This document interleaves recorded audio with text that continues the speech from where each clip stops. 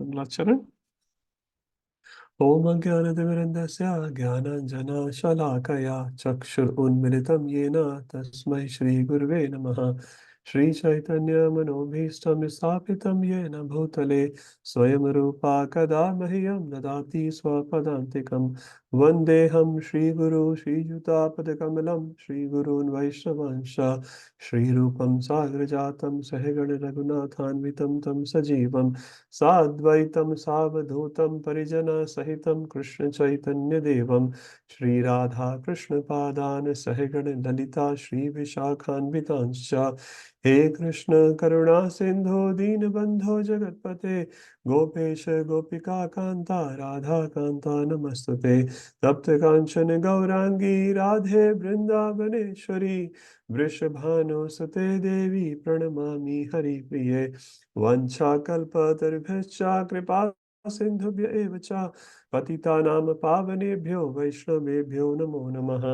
जय श्री कृष्ण चैतन्य प्रभु नित्यानंद श्री अद्वैत गदाधर श्रीवासादि गौर भक्त वृंदा हरे कृष्णा कृष्ण कृष्ण हरे हरे हरे राम राम राम हरे हरे हरे कृष्णा कृष्ण कृष्ण हरे हरे हरे राम राम राम हरे हरे हरे कृष्णा कृष्ण कृष्ण हरे हरे हरे राम राम राम हरे हरे। जगत गुरु श्रील प्रभुपाद की जय।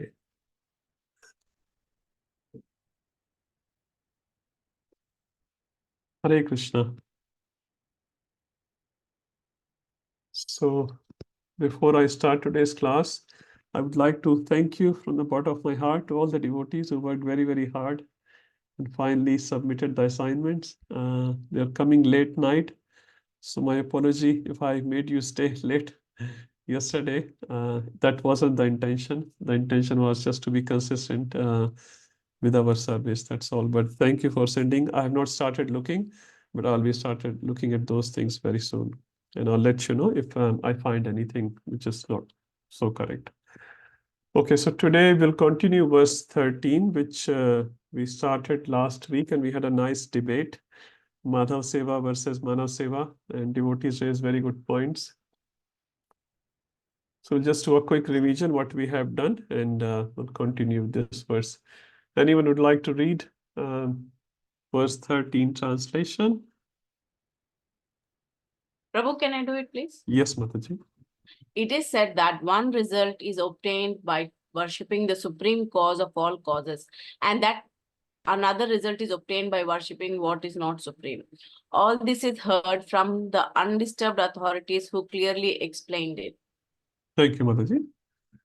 So again, verse 12, 13, and 14, they go together. Anyone knows what's this group called? 12, 13, and 14? In your MIH guide, that one word is there. So 9, 10, and 11 goes together, and 12, 13, and 14 goes together. So what's this group called? You can look in your MIH guide. I always keep it here. So this is, okay, someone saying something? Yes, Rasaran Prabhu? Absolute and relative, I was trying to say. Yeah, so we're talking in this second group about the worship of absolute and the other one. So Sambhuti is absolute, other one is Asambhuti. And all the three verses you will see the same words are used, Sambhuti, Asambhuti, Sambhuti, Asambhuti, like that. And the previous group, 9, 10, and 11, what are the two words used? Sanskrit words? Vidya and avidya. Vidya and avidya. So we'll see there's a similarity between first group and the second group. But first group is grouped like in terms of knowledge, and second is in terms of worship. So we're reading the second verse of the second group, which is the 13. And we're saying one result is obtained by worshipping the supreme cause, and another result is obtained by worshipping other than supreme cause. So we discussed some things here. I'll just quickly report this. So first, this verse has the word called dhira. Anyone knows the word dhira mean?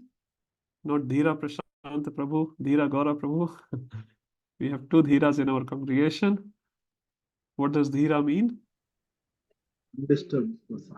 Undisturbed person. Undisturbed by the dualities.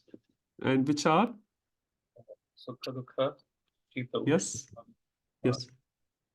Man upman. Thank you, Prabhuji. That's a 6.7, verse 6.7. 214 also explains four dualities. 6.7 explains the six dualities. So one who is undisturbed by these six dualities is called Dhira.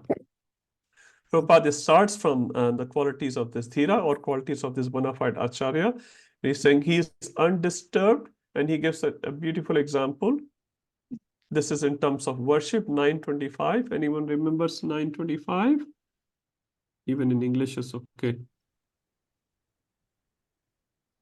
Mohit Prabhu is about to say something. He was unmuted. Huh? Yes. So, Yanti Devrata Devan, Pitran Yanti Pitravata. So one who worships the demigods, Devatas, he goes to Devaloka. And one who worships Pitras goes to Pitras, Pitraloka. And one who worships Bhutas, he goes to Bhutaloka. And one who worships me comes back to me. That's what Krishna says in 925. So basically, Krishna is clearly saying for different worshippers, the destinations are different. Why is that? Anyone remembers from the discussion of Bhagavad Gita? Why this happens? And there's a contrasting verse from 925 in another chapter of Bhagavad Gita, where Krishna says something which people get confused with. We discussed about that verse last week. So 925, Krishna is saying one thing. In 411, Krishna says one thing. Anyone remembers 411? Which both are same, but they get sometimes misinterpreted. Ye yatha, now everyone will remember. Ye yatha mam prapadyante tam satai bachamyam.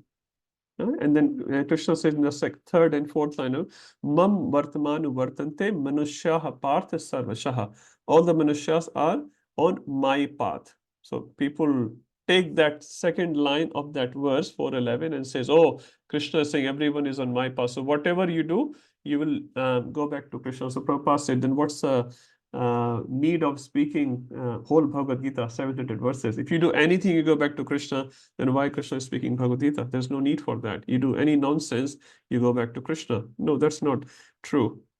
Yes, everyone is on Krishna's path because everything comes from Krishna, Aham Sarvasya Prabhu, but not necessarily mean everyone is going towards Krishna. Someone can go against Krishna as well. Even in normal harbor tunnel, we have southbound and northbound. When you get a fine, it comes back with southbound travel or northbound travel. Huh?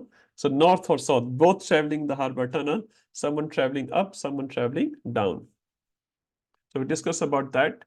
And Prabhupada gives this famous example of Calcutta versus Mumbai. So if you buy a ticket of Mumbai, you reach to Mumbai, not to Calcutta, which is very logical example. Okay, and then we discussed about para 3 and 4. To correctly understand the message of Lord, follow the path of the bona fide Acharya like Arjun in the disciplic succession, because Arjun had two qualities. Anyone remembers the two qualities of Arjuna? The verse number is also given. Okay, I'll hide it. 4.3. Bhaktosi me sakhachit. Bhaktosi me sakhachit. He's a bhakta and he's a sakha. So we have similar attitude like Arjuna. Now we may not be sakha, we may be a dasa at this stage. That's what we are aspiring for. Then we can understand the teachings. And what is the message of Lord? Prabhupada describes 1866. Everyone knows that. Surrender unto me, leave all these upadhis.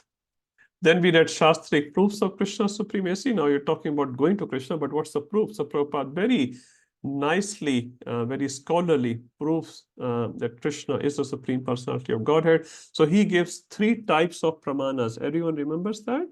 What are the three types of pramanas? Shabda Pramana. Shabda. Okay, so everything is Shabda from that perspective, Mataji. Pratyaksha, More Anuman and specific. Shabda. Pratyaksha, Anuman and Shabda. Okay, so Prabhupada did not give Pratyaksha, Anuman in this explanation. So he definitely gave Shabda. Within Shabda, can you please specify what three types of Shabda Praman Prabhupada gave? Everyone knows the answer. Just thinking about it.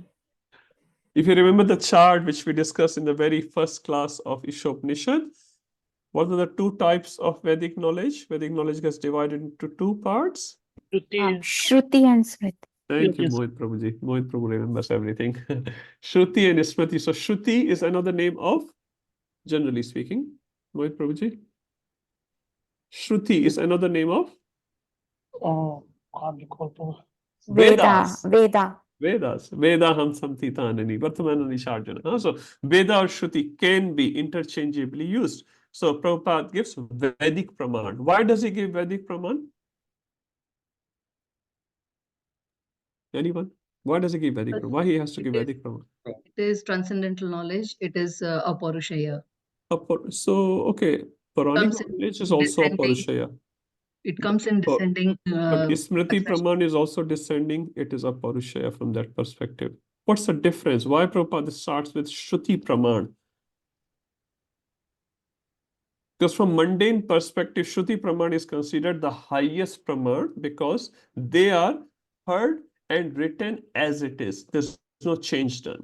So from that perspective, they are considered the highest Praman. So Prabhupada gives from the highest Pramana some Pramans because that will attract the scholarly people, isn't it? So he gives Shruti Praman or Vedic Praman. And within the Shrutis, Upanishad, because it's the part of Vedas, he gives Upanishadic Praman. So he gives Gopal Tapni, Narayan, Upanishad, and Atharva Veda. Then he gives Moksha Dharma. Which sort of Praman is that? What category this Moksha Dharma comes in? Madhuri Mataji? Smriti Smriti, okay, yes. Manusmriti, no. and Smriti is part correct, Mahabharat. not Manusmriti. Mahabharat, But which category, Prabhuji? is Itihas. Itihas. So he gives Smriti. So first he gives Shruti, within Shruti he gives Vedic Praman, within Vedic he Upanishadic Praman, then he comes to Smriti, and within Smriti he gives Aitihasic Praman. And then third type of Praman he presents here as Puranas. Thank you, Mataji. So then he gives Puranic Praman. So he basically covers the whole spectrum to prove Krishna is the Supreme Personality of Godhead.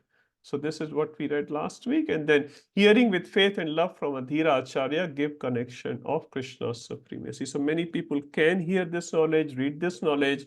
They may still not believe it. Why? They don't have faith. They don't have faith in Vedic literature or the person who's speaking from Vedic literature. So because of lack of faith, they cannot understand all these things, although they may be PhD or double PhDs. Now, this is where we were discussing last time when we finished the class, and the topic was Krishna is supreme real welfare work is done by the teaching soul to surrender to and worship Krishna. So basically, this is where we were discussing is Madhav Seva greater or Manav Seva greater?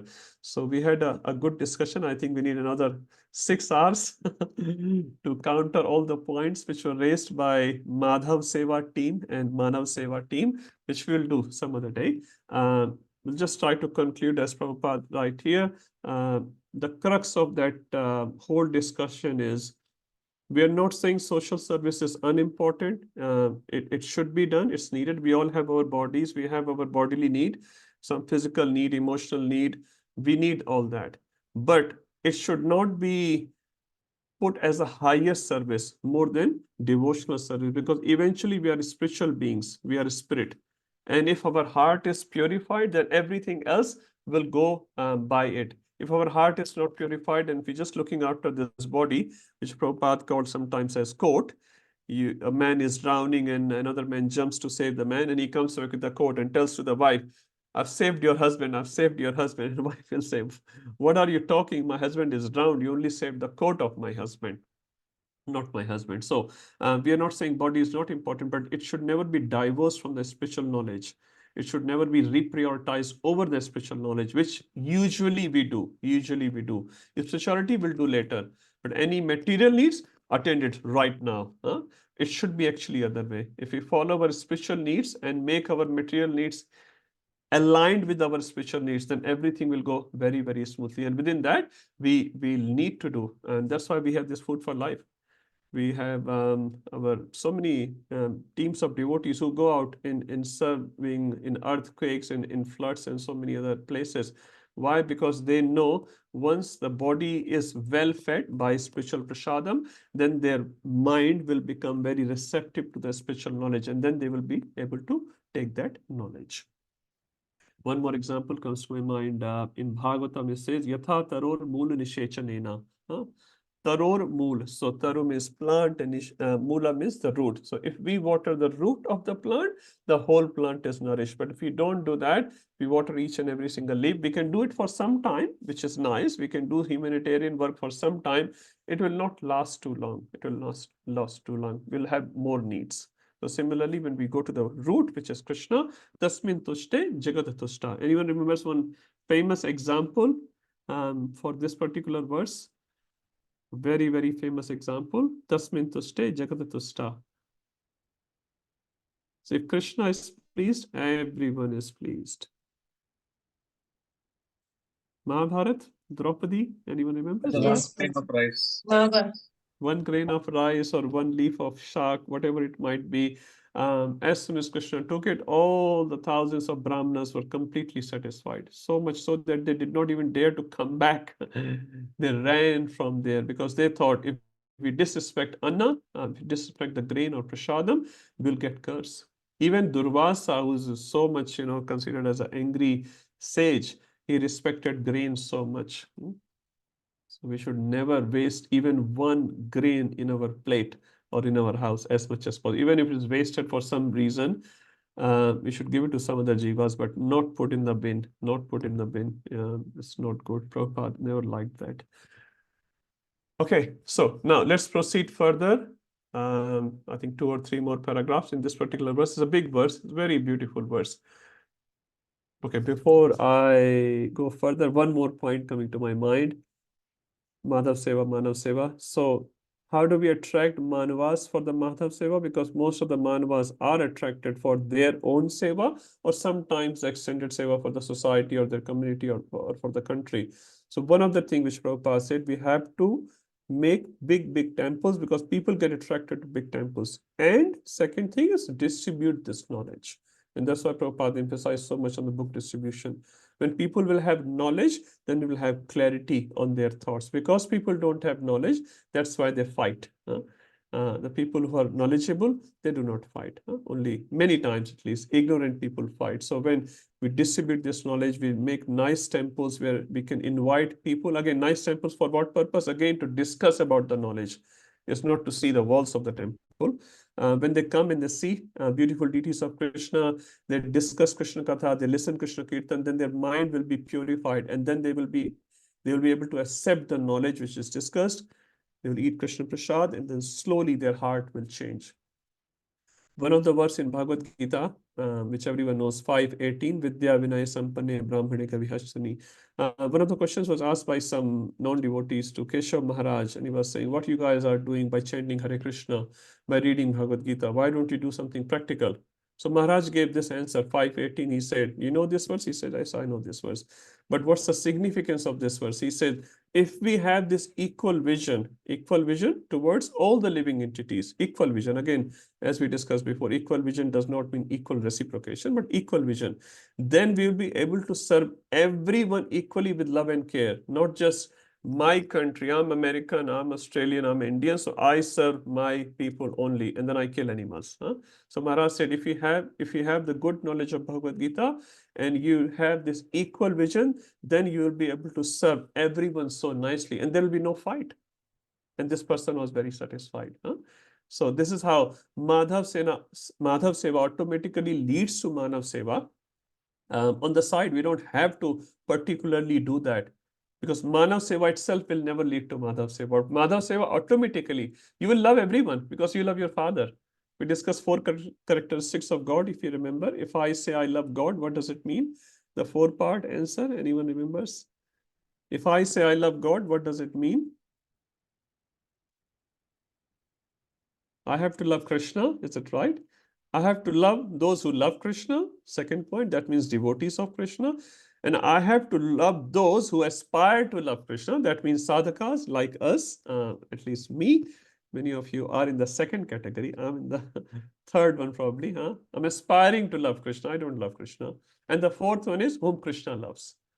So when I love God, I love Madhav, I love Krishna, I will love all these 4 people automatically. But if I go other way, I will only love few people, maybe my immediate family, maybe my community, my ISKCON community, my India or my America or whatever. My love will be very, very limited. It will never be full love. But when I love God, then I can fully love all the children of God.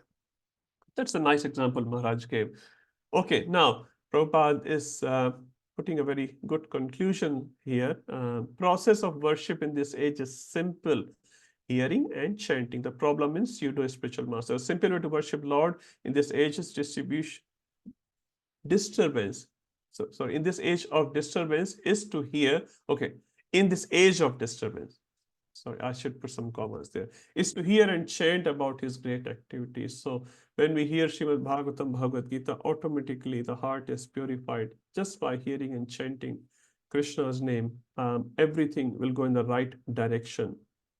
And Prabhupada writes about such pseudo-spiritual masters advertise themselves by including their followers to sing about them.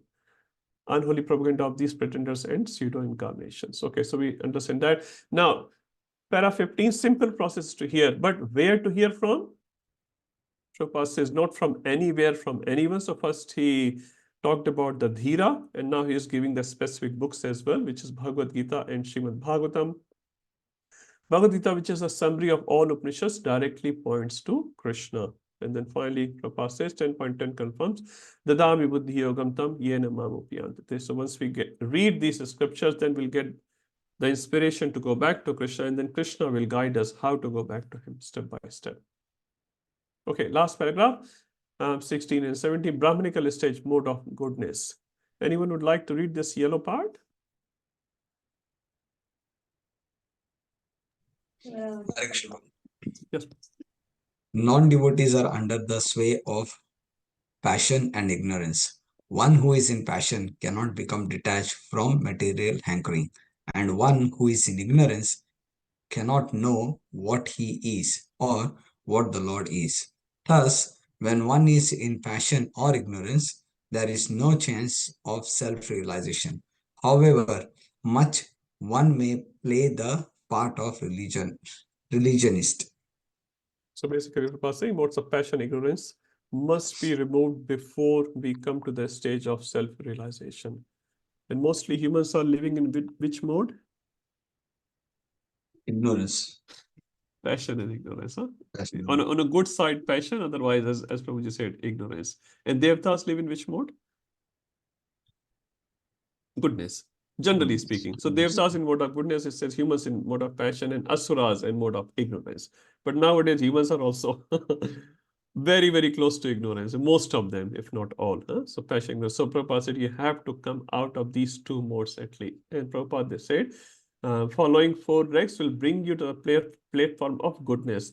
Following four regs does not make you a devotee. It just brings you on the platform of goodness. And from there, you will be able to practice devotion very, very nicely, easily.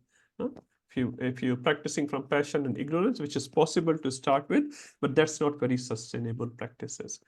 The Prabhupada gives this famous verse, 2:4:18, Kirat, Pundandhra, Pulinda, Pulaska. So all these jatis, species are mentioned in Shastra, very, very low species. Shuddhyanti tasmai Prabha Vishnave nama. But if they chant the holy name of Krishna, Shuddhyanti, they become supremely pure. Any examples anyone remembers for this particular line? Shuddhyanti tasmai. Tasmai refers to all these very low class humans. Valmiki and Mrigari. Valmiki, Mrigari, such a great example. And any concurrent example, Prabhuji, you can think of? So they are obviously from Shastra, absolutely correct. Mrigari and Valmiki. Valmiki was a murderer of humans. Mrigari was murderer of animals. And they became such a great Vaishnava. Their name came in Srimad Bhagavatam. Now we may think I'm a great devotee.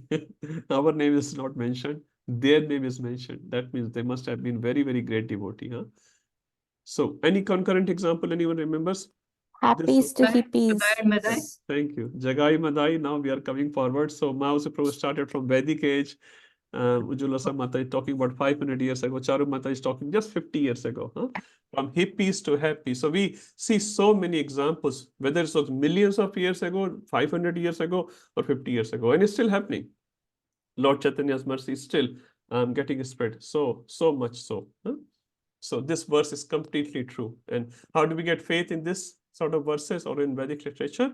Just by hearing. The more you hear, the more faith gets generated. And obviously, we have to do some other things to increase the faith faster. Okay, last paragraph.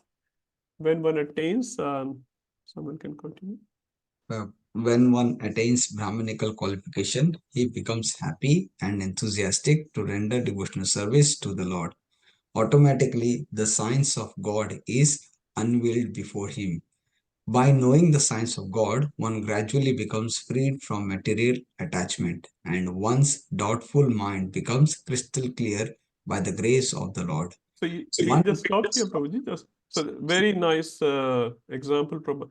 Knowing the science of God, what will happen? Two things will happen. One, you'll be freed from material attachment, because most of the people are stuck on this stage. Not that we are not, but at least we have some clarity, little more clarity.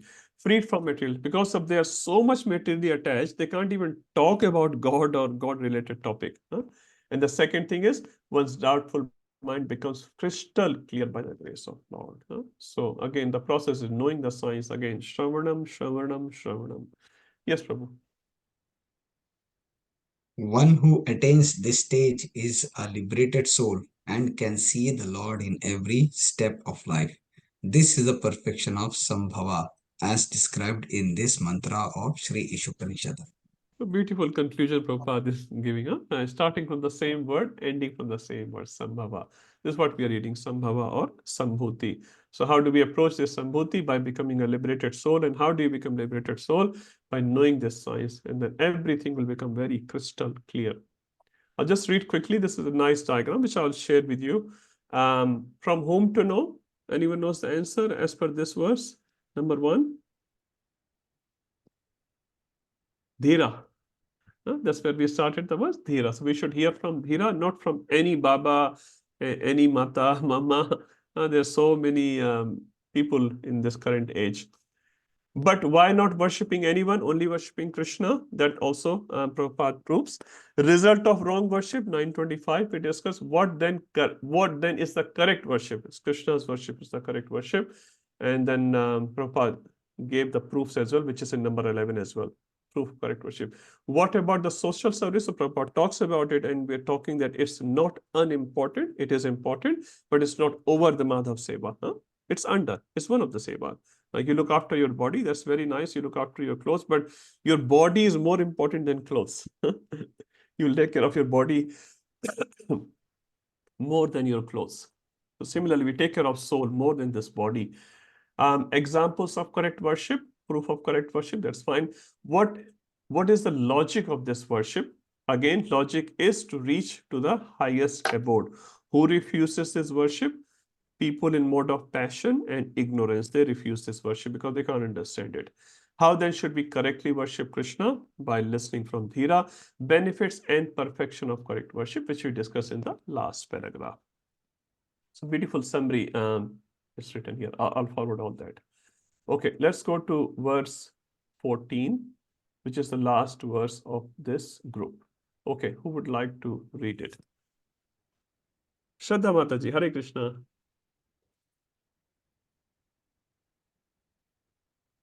Hare Krishna, Prabhu. Hare Krishna Mataji. Good to see you after a long time.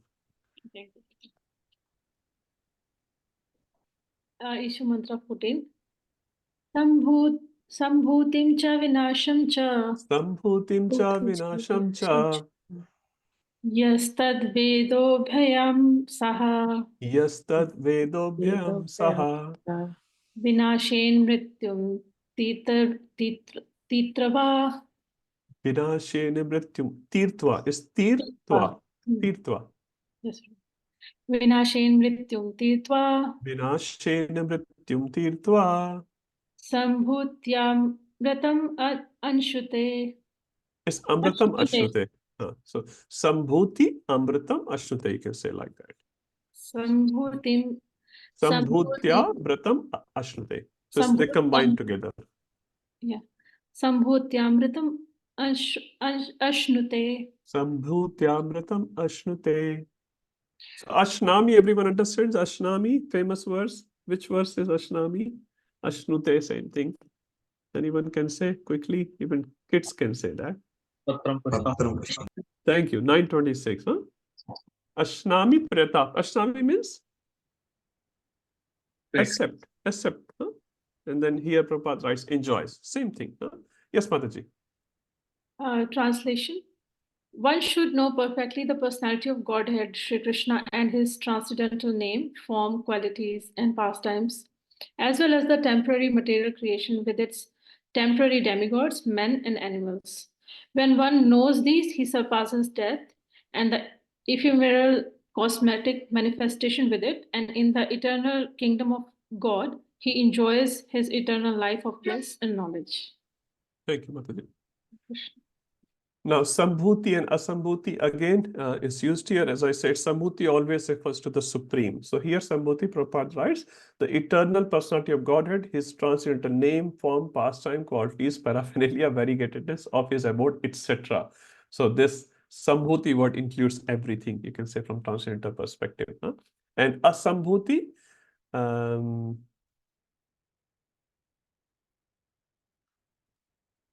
where is Asambhuti? Sambhutyam, in the eternal kingdom, Amritam Ashnute. So if you follow that, then what will happen? You will Amritam Ashnute. And Amritam Prabhupada writes that deathlessness. Huh? Okay, let's see the translations. We get the idea. If you follow Sambhuti, what will happen? If you follow Asambhuti, what will happen? And Tirtha word refers to surpassing. If you want to surpass the death, Vinashen Mrityum Tirtha, if you want to surpass the death, what should you do? That's what Prabhupada will explain. Sambhutyam Amritam Ashnute. So you'll get Amrita only by worshipping Sambhuti, not Asambhuti. Sambhuti again refers to transcendental world, transcendental supreme personality of Godhead. Now, what we currently do, we want to surpass Tirtha, death, by worshipping Asambhuti.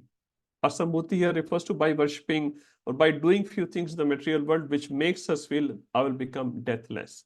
So I go and take shelter of science, I go and take shelter of doctors and this and that, so that I surpass the death. But that has not happened and it will never happen. So let's see what Prabhupada says in para 1 and 2. Someone like to read the first paragraph? It's very nice. I can read too. Sure, Prabhuji. Mantra 14. One must realize eternal Lord and temporary material world. Devotional service grants immortality. Purport. Para 1 and 2. Advancement in material knowledge cannot give deathlessness. First kind of failed attempt. By its so-called advancement of knowledge, human civilization has created many material things, including spaceship and atomic energy. Yet, it has failed to create situation in which people may not die, take birth again, becomes old or suffers from disease. Whenever we know this problem, right? There are 4 problems which we are dealing with. Anyone knows that Bhagavad Gita verse for these 4 problems? Chapter number, that will be nice. 13. Janma Mrityu Jara Vyadhi Dukkha Dosha Anudasana. 13. Thank you, Prabhuji. So this one, 13, chapter 13. So it says, Jan Mrityu Jara Vyati. Krishna is saying this is dosha and you should see it. Modern human being is constantly trying to get over it. Janma, he wants to get control over Janma. Many times they are successful, many times they are not. They don't want Janma, but Janma happens. Janma Mrityu, they never want, but it always happens. Budhapa, Jara, they don't want, that happens. And Jara, Vyadi, disease, they don't want. And for the disease, I can't remember which Maharaj, I was hearing someone, and he said he went to a doctor in some Western world. I think it was Shivram Swami, if I'm not wrong. He was reading a magazine there at doctor's place. That magazine was telling in an article that we will win over death pretty soon. We'll win over death pretty soon. So Maharaj was sort of smiling at that author of that magazine that, you know, he's thinking we'll win over death very soon. It has never happened. It will never happen. You can fight with some disease, but if you fight with 5 disease, another 15 comes, isn't it? You see in the world history, 100 years ago, the number of diseases, known diseases, I mean, were pretty low. Now they know so many diseases and they're still fighting. The hospitals are increasing, the patients are increasing. So many complexities in medical field are increasing. And they are saying we'll win over death pretty soon. It will never happen because these things are the basic problem of this material world. Yes, Prabhuji. Whenever an intelligent man raises the question of these mysteries before the so-called scientist, the scientist very cleverly replies that material science is progressing and that ultimately it will be possible to render man deathless, ageless, and diseaseless. They always say that, right? They always say that one day, hum honge kamyab ek din. One day we'll become successful. Okay, yes, Prabhu. Such answers prove the scientist's gross ignorance of material nature. In material nature, everyone is under the stringent law of matter and must pass through 6 stages of existence: birth, growth, maintenance, production of the byproducts, deterioration, and finally death. No one in contact with material nature can be beyond the 6 laws of transformation. Therefore, no one, whether demigod, man, animal, or plant, can survive forever in the material world. Okay, so man, animal, plant, we understand. What about demigod?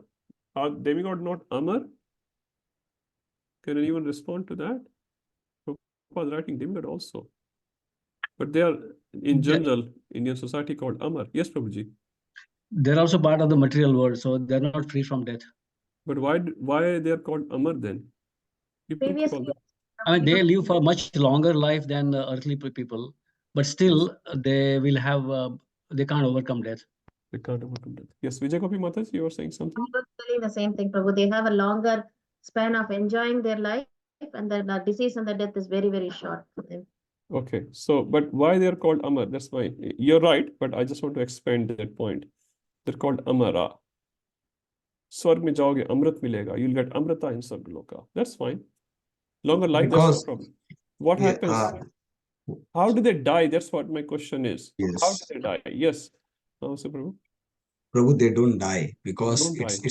it's like a position they have for a particular for a particular duration, and after that they actually leave that position. As well as like Brahmaji. Brahmaji also he does not die, right? He's got that specific time that he will actually be managing this material creation, and after that they have to give up his position. Just as good as a prime minister, right? He got 5 years, so he comes, does his job, and then he leaves, right? He does not die. So that's actually understanding. But one thing that you actually also spoke in Bhagavad Gita lecture long time back is that it's like a hospital where before they die, they actually been thrown out of the hospital, and then the hospital claims, oh, there is no death, but that's not the reason. That's what nice. I actually that's very nice example, Prabhuji. So we can call my hospital is deathless. But what's happening when a patient is on the final breath? What I do? I throw him out of my hospital.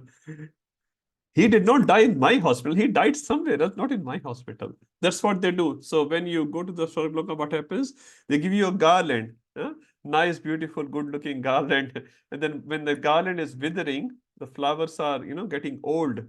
Now here you offer Gopinath flowers in one day. Any garland team is here. Yeah, they change garland once a day, right? And next day they can't use the same garland. They have to change it. Because that garland is withered, the flowers are withered, the age of the flowers are very, very little. But in the Swargaloka, the age of the flowers is very, very long. And age of the flower is representing your time in Swargaloka. If your time in Swargaloka is 1,000 years, so the flower garland will start withering at the last year, the last month, in the last day. And as soon as the other fellows there whose job is to look at the garland, their job is just to look at the garland. And when the flower garland is withering in your body, they say, chalo, time ho gaya, niklo bahar, get out from here. And they literally throw you out. And then you continue with your journey. So it says you go from demigod planet, you come to the clouds, and from clouds you come to the water, you come to the grain, from grain you go to a human to semen, and semen to a lady, and then you take the birth again. So that cycle literally goes on and on and on, again and again. So they don't die, it is true, but it does not mean they are deathless. They get thrown out from the Swargaloka. Okay, Now, Rasan and Prabhuji, there's some more. Okay. The duration of life varies according to species. Lord Brahma, the chief living being within this material universe, lives for millions and millions of years, while the minute germ lives for some hours only. But no one in the material world can survive eternally. So this we understand very, very well from different examples like Ravana and Hiranyakashipu. They also wanted to become deathless. Brahmaji said, I can't give you that because I am not even deathless. Even I have to leave body one day. So that's why it's called Mrityuloka. Mrityuloka means everyone will die. No matter who you are, where you are, you may have a long life or a short life, you will die. Another definition says, nothing else is guaranteed except one thing in this material world, death. You may live a long life, you may live a healthy life, you may have a beautiful body or not very beautiful body. No matter what you have, what you don't have, what will happen to you, what will not happen to you, one thing is sure to happen to you is death. You have to change your body. You just cannot avoid that. And asuras are always against this principle and they want to keep their body permanently. And that's why they work very, very hard. Okay, next paragraph. How to go from the world of death to the world of deathlessness. That's what Prabhupada talks in the next paragraph. Anyone? Prabhu? Yes, please. Para 3 to 6. Vedic literatures give knowledge of this world of death and the world of deathlessness. Material scientists and politicians are trying to make this place deathless because they have no information of the deathless spiritual nature. This is due to their ignorance of the Vedic literature. I'll just jump to the yellow portion. Mataji. Different energies known as para superior and apara inferior. Anyone remembers the Bhagavad Gita verse of that? Okay, tell me the context only in Bhagavad Gita, where it is. 7th chapter. 7th chapter in the beginning. And the Krishna talks about para prakriti and apara prakriti. And he talks about apara prakriti, bhumi rapo anelo 7.4, that verse. And he says, beyond this, there's another apara prakriti. Yes, Mataji. The living entities belong to the superior energy. What's the name of this energy? Anyone? What's the name of this energy? Prabhupada saying, living entity belong to superior energy. Shakti. Thank you, Mata. Tatastha Shakti. So, Antaranga Shakti, Bahiranga Shakti, Tatastha Shakti. Internal energy, external energy, and marginal. So we are at the margin. What does marginal mean? We can sometimes go towards superior energy, sometimes inferior energy. But we are superior to inferior energy. We are not superior to superior energy. We are superior. It's a relative terms. It's a relative terms. Right? Sometimes we can go in, sometimes we can go out. We are sitting on the margin. Suppose this is the material world. This is spiritual. Sometimes we go to the spiritual world, sometimes material world. This keeps happening. Yes, Mataji. The material energy in which we are presently entangled is the inferior energy. The material creation is made possible by this energy, which covers the living entities with ignorance, avidya, and induces them to perform fruitive activities. Yet there is another part of the Lord's superior energy that is different from both this material inferior energy and the living entities. That superior energy constitutes the eternal, deathless abode of the Lord. This is confirmed in the Bhagavad Gita 8.20. Paras tasmatu bhavanyayo vyakto vyakta sanatanaha yasa sarveshu bhuteshu yatsuna vinashyati. All the material planets. We can just stop here, Mataji, just for 1 second. So, Parah tasmatu bhava anya. So, bhava means nature, anya means another. There's another nature. What is it? Vyakta, avyakta. So, beyond this vyakta and avyakta, there's a nature called sanatan nature. Vyakta, avyakta, what does it refer to? Sometimes we are vyakta. So, right now we are vyakta. Vyakta means manifest. We can see each other, we can talk to each other. After 30 years or maybe less than that, we'll be avyakta. At least maybe some of them will be vyakta, avyakta. So this will keep happening. Then I'll take another body. Vyakta, avyakta, it will keep happening. Sometime I'll stop for a transition when Brahma's night is going on, and then I'll start again. So this keep happening. But beyond all this, there's a sanatana prakriti, which is beyond Vyakta and Vyakta. It's always Vyakta, but that is Avyakta to us.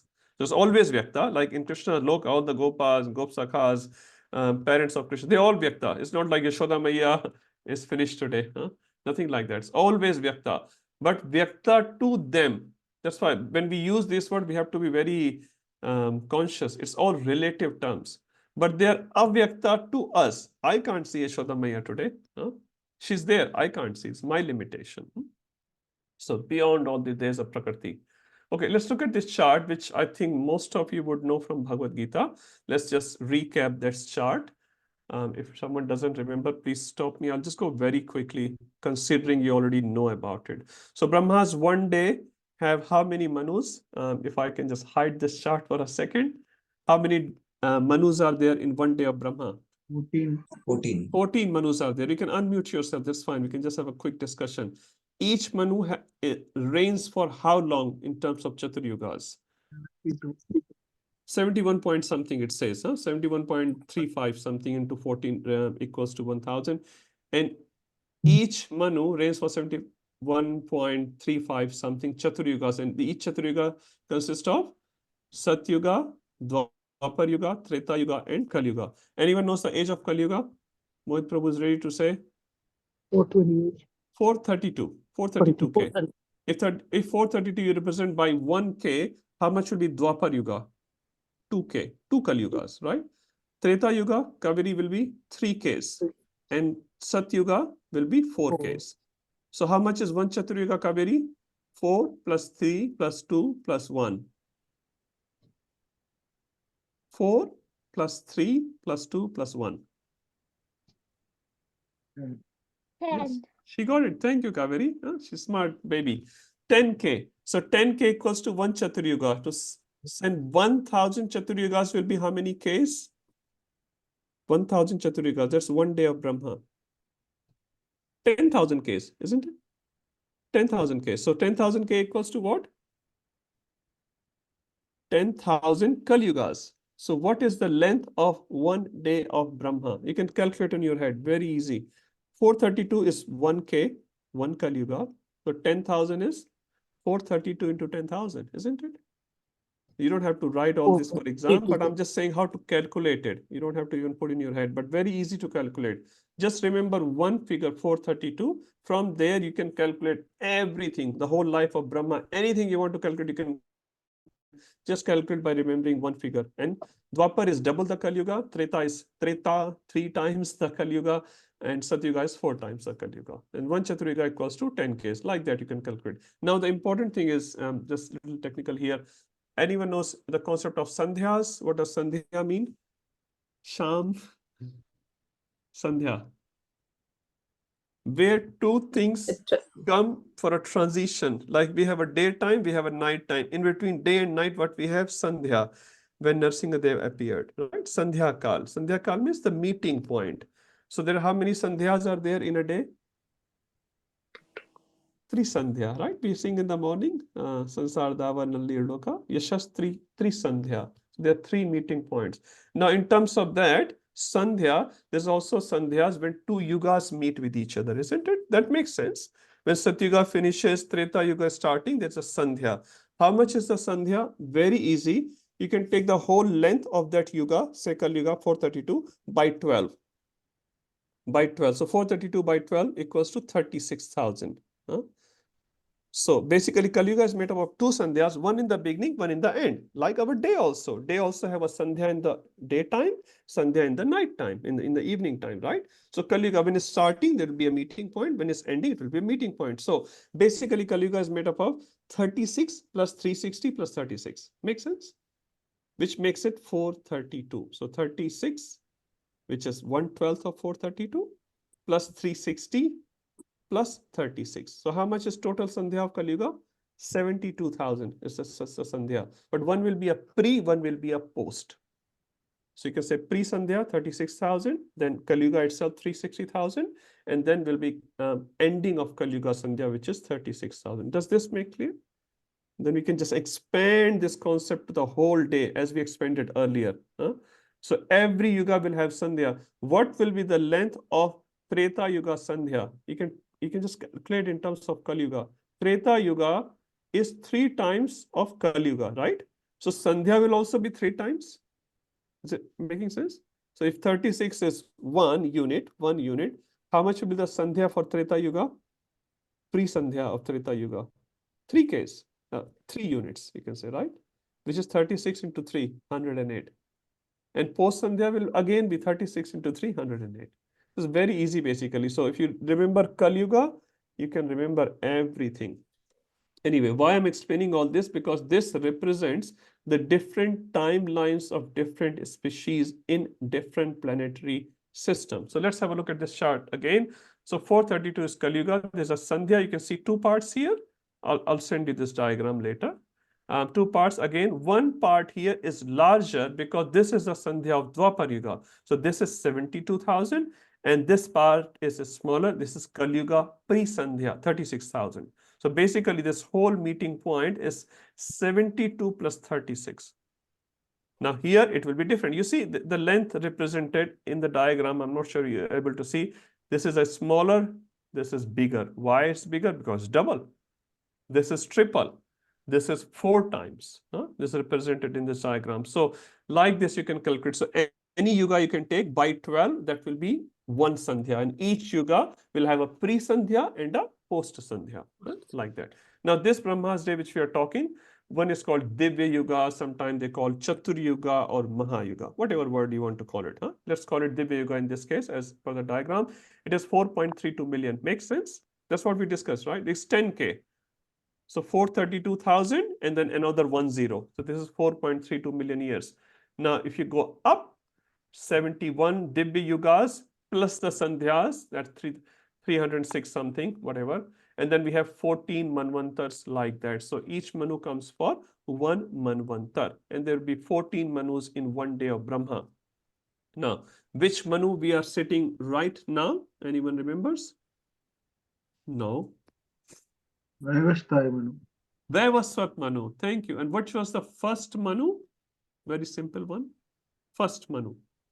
So there are 14. We are sitting on the 7th, which is called Vaivasvat Manu. Son of Vivaswan is called Vaivasvat. Vivaswan, which is the sun god. The son of Vivaswan is called Vaivasvat.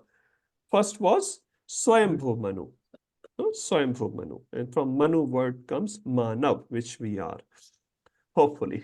So, and all this one day of Brahma is called Kalpa. Kalpa means one day, daytime of Brahma. And similarly will be night time of Brahma. So in the daytime of Brahma, I will take many, many bodies, isn't it? I'll take probably millions of bodies because I'll keep taking birth again and again.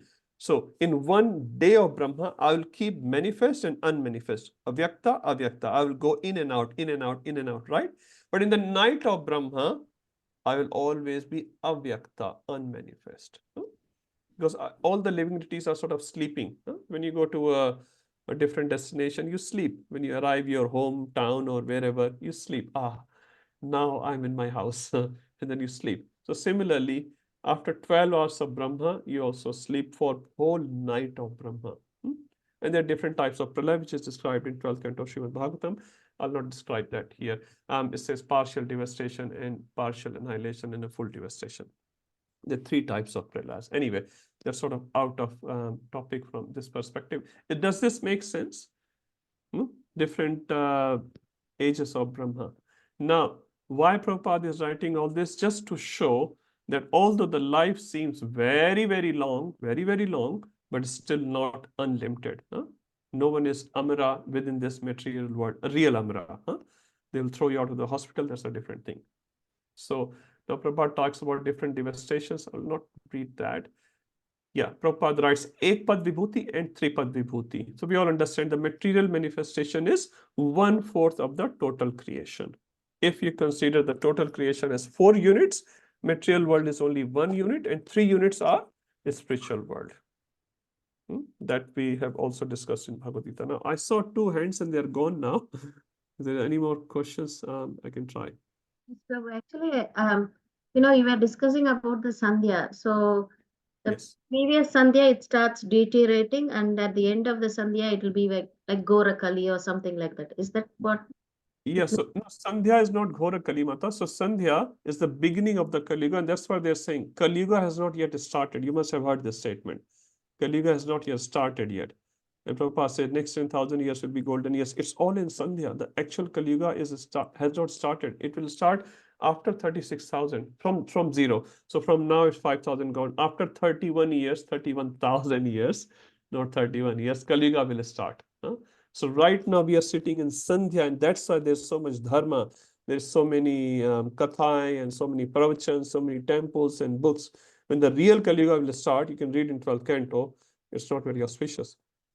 But Prabhupada said very nicely, he said, all my disciples and followers will be gone. And then he used, I think he used word sincere. All my sincere followers and disciples will be gone. So you should not waste time. You should also get out. This is really nice time. Kali Yuga has just started. We still actually, practically speaking, living in Dwapar Yuga. Krishna has just gone. Chaitanya Mahaprabhu just gone. So because of that influence, this is not a real Kali Yuga. As per Bhagavatam, I'm not saying anything. This is not. And that's why we see so much. Kali Yuga will be a real Kali Yuga, real demons. And there's characteristic. There's a whole chapter in Srimad Bhagavatam 12th canto. How a mother will eat her own child when she will give birth. So mother will eat her own child. And the relatives will be standing and waiting when the fresh child comes out. And it's already happening actually in many places. But yeah, it will be more formalized. Our height will be max 3 feet. Our maximum lifespan will be 30 years. Max, I'm talking max. So people will die around 20 years old. People will be 3 feet. Now, I'm sure even Kaveri is more than 3 feet, isn't it? I'm not sure how high, what's the height of Kaveri, but I'm just saying when kids will look very tall that time, in this height. So it's going to be very bad. And it says, the intellect of someone will be considered by how he looks. If he is looking very beautiful, oh, you are very intellect. If you have a nice hairstyle, you will be considered very intelligent, very beautiful. So the real Kali Yuga has not yet started. We are still in the Sandhya. In Sandhya 36,000, which is the first 5,000. So we're still living in a great time, and that's why Prabhupada said, don't waste time, just get out ASAP. Okay, Sundar Gopal, Prabhu, you also had your hand raised, unless you are. Hare Krishna. No, you answered my question while you were explaining that. I was a bit early to this, actually. Okay, no worries. Very actually easy chart. Is very easy. Just remember this 432 by 12. The Sandhya concepts you will know. You know the whole day by 1000. And that's about, there's nothing much actually in this chart. Divya Yuga, Manvantara, Kalpa.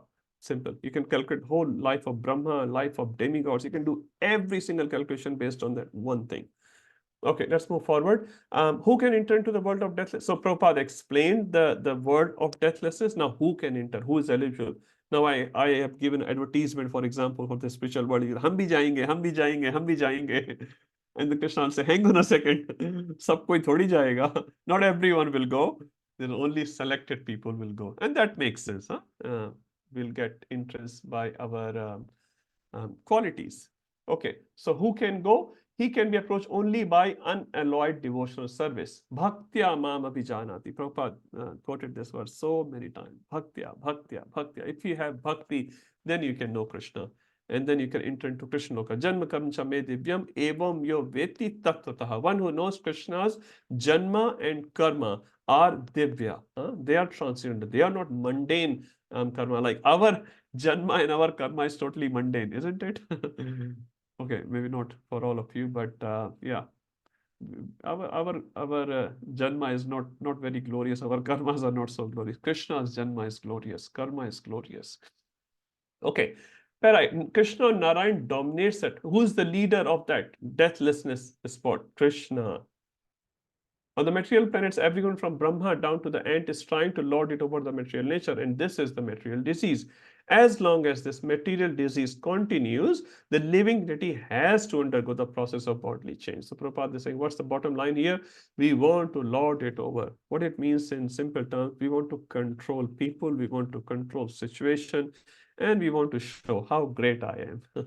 I'm very great. I'm greater than you at least. I'm better than you. So as long as we have that tendency in our consciousness, we cannot enter into the other world. If we want to put an end to this process of repeated birth and death, as well as the concomitant factors of old age and disease, we must try to enter into spiritual planets where we can live eternally in the association of Lord. Okay, para 9, someone can read. Krishna comes to this world. Can I read Prabhuji? Yes, please. Para 9, Krishna comes to this world of death to take us back, but foolish people misinterpret his teachings. Second kind of failed attempt. Social. Anyone remembers the first kind of failed attempt Prabhupada said? We are trying to become deathless in this material world. That's the first failed attempt. We can't win over death. And now Krishna comes, and then what we think, Krishna has come here when we call it Dharma Sanstapna Arthaya Sambhavami Yuga Yuga. So Krishna has come to establish Dharma so that I can continue with my pastime in the material world. Is that right? That's what Krishna come here for? So that I, a jiva, conditioned jiva, can continue his pastime in the material world. No, Krishna doesn't come for that I can continue my pastime in the material world. Krishna comes so that he continues his pastime in the spiritual world and I go and join him. And when many people come to know about this fact, they say, okay, Krishna, you stay there and I stay here. Don't interrupt my pastime. That means don't interrupt my plans. We don't like anyone to interrupt our plans. Huh? Anyone likes to change their plans? Not me. Huh? We all have very, very set goal of life, the way we're going to get up tomorrow, what we're going to dress tomorrow, how we're going to go, where we're going to go. Pura pakka pata hai sab kuch. And one Maharaj was saying, if you want to make Krishna laugh, you tell him your plans. Krishna laughs at your plans. Acha, you'll do this like a kid, you know, he comes back, Mama, I did this today, and I'm going to do this today, and I'm going to do this today. I'm a Hanuman, I'm this and that. And Mama says, yes, yes, beta, very nice, very nice. Krishna tells Yashoda Maya, when Yashoda Maya telling stories to Krishna about Narsingadev, so Krishna tells, Mama, I am the Narsingadev. Krishna says, Acha, you are the Narsingadev. In Hindi they say, when Billy meow karti hai, when Billy mews, you come under my sadi ka palla, you are Narsingadev. Mama, I am Vaman Dev. Acha, you are Vaman Dev. I have measured all the 3 planets in one step. He said, you cannot even go out of the door step, and you're talking about measuring all the 3 worlds with your step. Very nice, Lalla. Very nice. Huh? So Mama is just enjoying all this. So similarly, demigods even laugh at us when you talk about, you know, I was speaking to someone, he was talking about his 30-year plan to me, and I was literally, let's stop, you know. I'll do this, I'll do this, I'll do this, and I'll have one retirement here and one there, and I'll have this much money in this. I was literally like, you know, 30 years plan he already made, huh? My God, full conviction. He has full conviction that this is how my life will go on. Okay, so it doesn't work that way. It doesn't work that way. My Guru Maharaj says, you think you are living life, but actually life is living you. Life is living us. So how much control we have over our own life, we only know that. Huh? Very little control, not much. Yes, Prabhuji. People have been urged to open hospitals, but not to educate themselves to enter into the spiritual kingdom by devotional service. They have been taught to take interest only in temporary relief work, which can never bring real happiness to the living entity. They start varieties of public and semi-governmental institutions to tackle the devastating power of nature, but they don't know how to pacify unsurmountable nature. Powerful nature can be pacified only by the awakening of God consciousness. Thank you, Prabhuji. 714, who can say quickly? Quickly, 714. Are you willing to acquire? Devi? Now you know. Now we know. We should know straight away. 714 straight away. And Krishna is giving the hint as well. Powerful nature can be pacified only by awakening the God consciousness. So what's it? Devi Heshai Godmai Mama Adrutya Mame Vye Prapadyante. One who surrenders to me. Mama Eva Prapadyante. One who surrenders to me. They only can cross over. No one else. Okay, next one. Para 10 and 11. Anyone else can read? Who has not done as yet? May I read, Prabhu? Yeah. Para 10 and 11. Don't be misguided. Save yourself and fellow man in the right way. In this mantra, Sri Isopanishad teaches that one must perfectly know both Sambhuti, the personality of Godhead, and Vinasha, the temporary material manifestation side by side. By knowing the material manifestation alone, one cannot be saved. Okay, it's a question for everyone. So Krishna is saying, know both side by side. Now, knowing material knowledge alone will not help. We understand that. But why not only knowing spiritual knowledge will help? Krishna is saying, even the author of the Isopanishad is saying, Manu Maharaj is saying, this is spoken by Manu Maharaj, by the way. Why we need to know material knowledge at all? So that we know that this is not place for us, and we know how frustrating and debilitating it is to be here in this world. So we can be determined to get out of this world. Thank you, Mataji. So sometimes, unless we know how bad it is, we don't realize the value of what we have. Suppose someone is eating, in some other plate in another room, and you will be thinking, and someone is serving you, usko zyada acha serve kiya hoga, huh? He would have got better pizza, better gulab jamun, huh? Some better cake or something like that. Humko nahi. When you go there, you see he's only eating a dry chapati. You will become very satisfied. Mera acha hai. So sometimes knowing what's happening around us does help us to appreciate. When we look at the outside world, look at devotees. Huh? We are really so fortunate to have such a nice devotee association. Huh? They may not be pure devotees, that's all right. They are struggling, but they are very, very nice people. If you look at outside people, they are like literally, someone was calling them like crocodiles, and it's true. The opportunity they get, they will just bite you. But devotees are so nice, so we are so fortunate. So unless we do some analysis, we don't appreciate devotees and we find faults in them. Huh? They may be struggling, they may have their own struggles, but in general, they're very, very nice people. Huh? And there's so many other qualities. So we only respect them, we love them, we care for them when we realize how bad it is outside and how much Prabhupada has created beautiful things for us. Huh? One example which came to my mind and I forgot. Okay, let's move on. If it clicks again, I'll speak about it. Okay, yes, Prabhuji, please continue. Mataji, sorry. One can be saved only by complete knowledge of the eternal life of bliss and awareness. The whole Vedic scheme is meant to educate men in this art of attaining eternal life. Okay, I got the example in my mind. In Ramayana, we read Risha Shring Rishi, whose father will never allow this baby, because the mother died at the birth of the baby, to see a woman. Now, this child has never seen a woman in his whole life. And we see in Ramayana what happens. He get allured by a woman when he was young. Huh? Again, it's not wrong, which I'm saying, but I'm saying an example because he never had exposure. And father's was, no, he just be a nice brahmachari, become a sannyasi, go back to Godhead. Huh?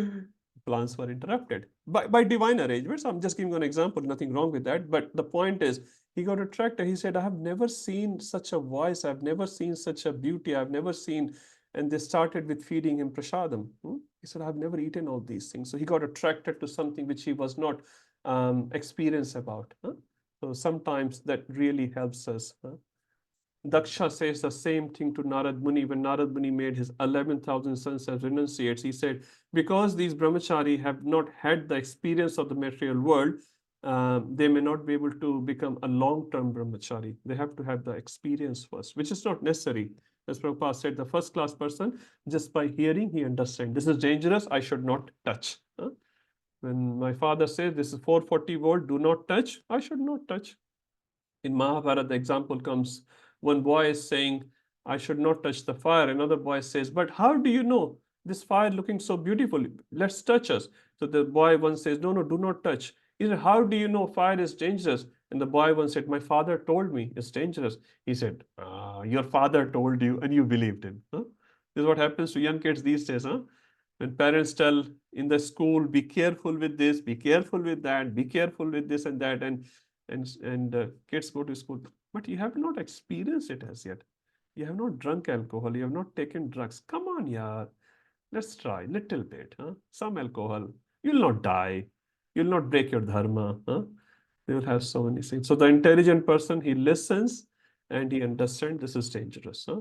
And a bewakoof, not very intelligent person, he will say, okay, ek baar try karte. One time try, chalega. And then one time try become 2 time try, 3 time try. And before you're aware of it, I think Japanese, there is a saying I heard in lecture from Keshav Maharaj, first man consumes the drink, the later drink consumes the man. First man consumes the drink. You take alcohol, a glass or whatever. Then later drink consumes the man. It's Japanese saying, but it's correct. So later we are not in control of what we are taking, how much we are taking, when we are taking. I cannot live without certain substances, for example. Very dangerous. So Kaveri, listen and follow. You will be in sweet hands. Listen to devotees, Shastra, parents, deities. They will save you. Okay. Sorry, it was not for Kaveri only. It was for all of us. We're also same. Our habits may be different, but principle is same. Principle, Guru Maharaj said, the principle is same. We're all attracted to something or other. Kids may be attracted to different things. Adults may be different things. But we may be attracted to our fame, name and fame. हमें लोग कितना जानते हैं? How many followers I have on my social media? That's also intoxication.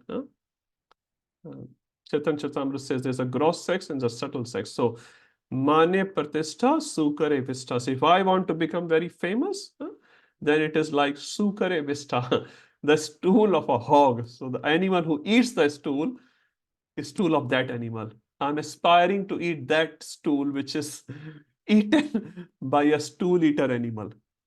So if I want to become famous in my service, it's very unfortunate, very unfortunate. Okay, last line. If we want to be saved from repeated birth and death, we must take to devotional service of the Lord. There can be no compromise, for this is a matter of necessity. Beautiful purport Prabhupada writes here. Okay, let's move to the next section. I'll send you all that. So this is the last section. I'll go to my HE guide very quickly. So the last section has 4 verses. This is the prayers for revelation of Lord's spiritual form. So the word used here is spiritual form and mercy. So this devotee is begging mercy of the Lord because he understands he's going to die. Just to give you a reference here, a context here. So this Upanishad, this Isopanishad, is spoken by Manu Maharaj. He was doing tapasya in a jungle. And some Rakshasas attack him actually. Rakshasas attack him and he realizes the Rakshasas are very powerful. There's no way I can be saved. So he started intensely praying to Krishna. And he says he prayed these 18 mantras, Manu Maharaj, and Krishna came and saved Manu Maharaj, like Draupadi. So intensely prayed. So he has prayed so far 14 verses. Now he's praying 15. Now he's realizing his death is coming close. So he's confident on the Lord, but he's still want to make sure I go back to the Lord because he's sure he's going to die now. So imagine yourself in such a situation. I will probably not be chanting Isopanishad. I'll be looking, where is the closest exit where I can do something to save myself. But look at Manu Maharaj's devotion. Look at Draupadi's devotion. They had full faith in Krishna. So this Isopanishad is not just some mantras, very beautiful story behind it, which teaches us what to do when death is approaching. Anyone's death is approaching in this call? Anyone else with me? I'm the only one. Everyone is deathless. They're all devotees. Mine is approaching. When I started this class, I was 85 minutes younger. Pura 85 minutes old I am now. So death is approaching to all of us. Manu Maharaj is teaching that to us. What should we do when we are convinced? Many people are not even convinced as yet. But if you're convinced death is approaching, this is what you should follow. Okay, let's see the last section of these prayers. What is he praying? To see spiritual form of the Lord. Okay, very beautiful verse. It's should be in the list somewhere, I guess. If you have started preparation, exam is only 18 days away. So yeah, it should be in the list. Anyway, who will read this? Who hasn't read as yet? Yes, Prabhuji. Okay, Mohit Prabhu. Mantra 15. Hiranyamayena patrena. Hiranyamayena patrena. Satya sapitam mukham. Satyasya apihitam. Apihitam. Very simple word. Apihitam. Satyasya is one word. Apihitam is one word. Apihitam is one word. Satyasya apihitam mukham. Satyasya apihitam mukham. Tattvam Pushara Apavarnu. Tattvam Pushan Apavranu. Satya Dharmaya Drishtaya. Satya Dharmaya Drishtaye. Translation: O my Lord, sustainer of all that life, your real face is covered by your dazzling effulgence. Kindly remove that covering and exhibit yourself to your purity. Thank you. Thank you, Prabhuji. Hiranya, anyone knows the meaning of Hiranya? We have a similar word in Srimad Bhagavatam. Who can say? Kaveri can say that word starts from Hiranya. Everyone knows that. Golden. Golden. क्या बात है? Word क्या है? Can you tell the word? Please, Kaveri. Hiranyakashipu, isn't it? Hiranyakashipu. We chant like 2-3 times a day. So Hiranyakashipu. What other word in Bhagavatam starts from Hiranya? Hiranyaksha. Hiranyakashipu, Hiranyaksha. And we have also Hiranyagarbha. Anyway, Hiranya means golden. Kashipu means bed. Soft bed and lot of gold. Who doesn't like that? Huh? So in that sense, we are all Chota Bhai of Hiranyakashipu. We all like that. Anyway, Hiranya means Patrena. So Patrena, Prabhupada writes, a dazzling covering. So Hiranya, golden effulgence. So Krishna's body has this golden effulgence, which we know from Bhagavad Gita. Satyasya is a name of Krishna. We read in Srimad Bhagavatam in Garbha Stuti when demigods come to Devaki doing Garbha Stuti. So they call Krishna as Satya. Satya is the name of Vishnu or Narayan. Satya, the supreme truth. Apihitam, Prabhupada says covered. Avrat, there's a word in Bhagavad Gita, Krishna, Avratam means covered, or Apihitam is covered. Mukham means kya hai? Everyone knows that. Mukh, face. The Lord has a beautiful face which is covered by golden effulgence. That's the first line. Tattvam Pushan Apavranu. Pushan means posana. In Hindi, there's a word called Lalan, Palan, Poshan. We call it. Poshan is one of the topics of Srimad Bhagavatam. It's Pushan. So Prabhupada, Poshan is sustainer. Is Lord the sustainer? Yes.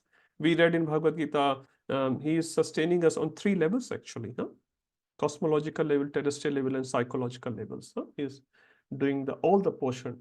Apavranu means kindly remove. Please remove your golden effulgence. Satya Dharmaya. So Prabhupada writes, Satya means pure, Dharma means unto the devotee. You are pure. So your devotee Dharmaya, Drashtaye, want to see you. So devotee is praying to Krishna, my dear Krishna, my dear Lord, please remove your golden effulgence so that I can see your Mukham face. So it's a beautiful verse. It's an Upanishadic verse, so no one can argue, even Shruti, the people who have more faith in Shruti, they cannot argue in this verse. And it clearly mentions the word Mukham. And the next verse 16 will talk about Rupa. Mukh will have Rupa, beauty. So Prabhupada says Krishna has Mukha and Krishna has beauty. So this verse talking about Mukha. So let's read that. Para 1, who will read? Who hasn't read as yet? Read, Prabhu. Yeah.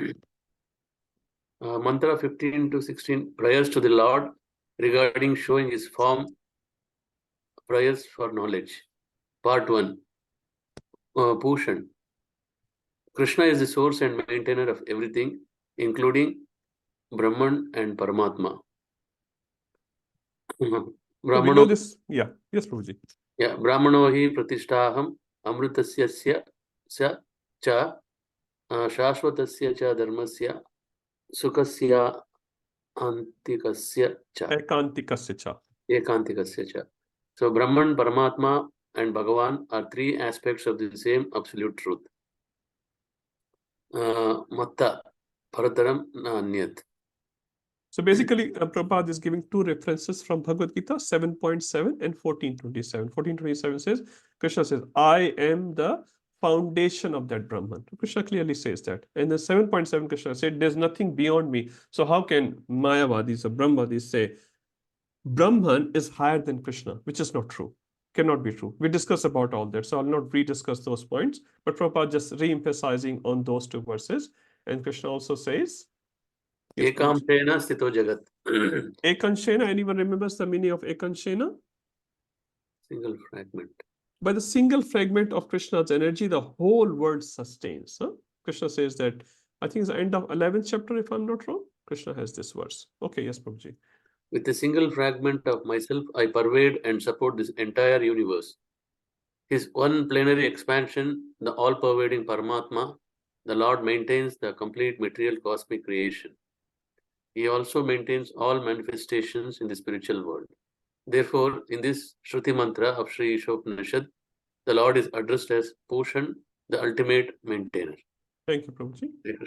So basically, Prabhupada is first trying to prove that Krishna is the origin of Brahman. Huh? So Krishna is not under Brahman, he is over Brahman. You have to see Krishna by removing the effulgence which he has, and that effulgence is known as Brahman. Sometimes they say Jyoti mein merge ho gaye, they're going to merge into Jyoti. Yes, it's there, but there's something beyond that Jyoti as well. I have a light, you have a light in your room. There's a source, bulb, or a rod or tube light, whatever it is. Huh? There's a source of it. Light just cannot come on its own. There is a source of light, which is Krishna. So second paragraph, Krishna Prabhupada explains, Satya Dharmaya Drishtaya, how Krishna revealed himself beyond the Brahman. Yes, someone else. Kanika Mataji, would you like to read? Yes, Prabhu. So paragraph 2 to 5, Anandamayo Bhyasat. He always... We know this reference, Anandamayo Bhyasat. So we are all Anandamayo Bhyasat, including us. Krishna is obviously, when we as well, because we are part and parcel of Krishna. So we also want to experience the Ananda every time, every moment, eternally. But we can't, Krishna can. Why? Why Krishna can experience all the moment, but we can't? Anyone? He's Satchitanand Prabhu, so... We are also Satchitanand. We are also Satchitanand. He is also Satchitanand. He is also looking for Ananda. I'm also looking for Ananda. But I don't get it. He gets it. We are conditioned beings. We are conditioned at the moment. So simple answer is, at the moment, we are in the wrong body. We can, if we have our spiritual body, all of us, we'll also experience Ananda with Krishna all the time. But right now, suppose a person, a very nice gentleman person, goes to a jail. Will he feel Ananda there?